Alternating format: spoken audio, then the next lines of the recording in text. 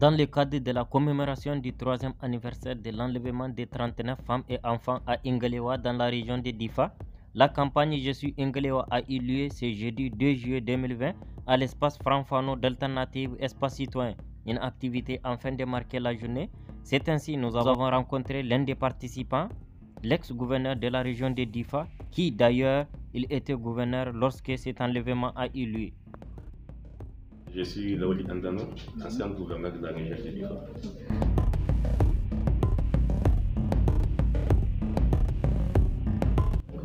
Oui, effectivement, le 2 juillet 2017, j'étais en poste au niveau de la région de Difa comme gouverneur.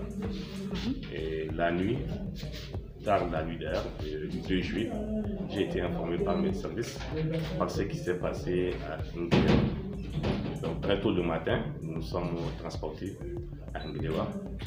On est arrivé là-bas dans les environs de 8 heures, si ma mémoire est bonne.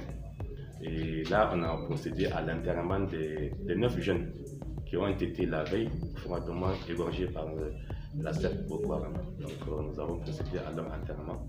Mais également, nous sommes restés dans le village pour compatir à l'enlèvement des 39 femmes, filles et enfants qui ont été enlevés par cette secte Boko Haram.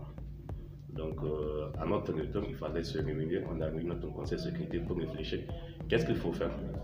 Donc, pour résumer, je dirais que d'abord, nous avons pris attache avec les notabilités de la région, tous les leaders d'opinion, pour voir comment est-ce qu'on peut rentrer en contact avec ceux qui ont enlevé ces femmes, ces filles et ces enfants, mais également pour avoir ne serait-ce qu'une preuve de vie. Donc, évidemment, les leaders d'opinion, vraiment, on fait notre travail.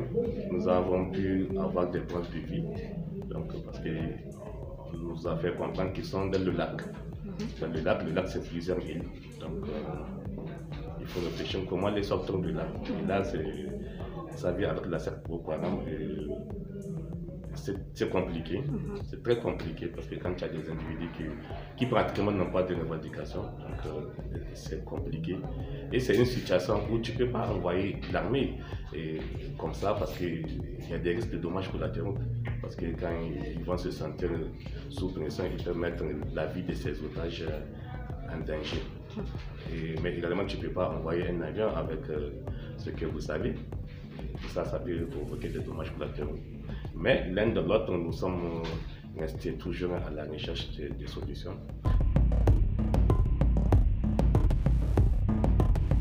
Nous avons organisé un grand mouvement, parce que je l'appelle mouvement au niveau de la région de Difa, où il y avait pratiquement toutes les personnalités de la région de Difa, depuis les députés jusqu'au niveau le plus bas, la société civile, les partis politiques, pratiquement tout le monde était associé. Nous sommes déplacés pas à Ngelewa, mais à Kabalewa, qui est en Kabylie de Ngelewa, pour dire non à ce rapt et demander le retour de ces personnes enlevées. Et ce mouvement a été même soutenu par notre voisin, le Tchad, avec son gouvernement de Bol, avec qui on partage le lac Tchad.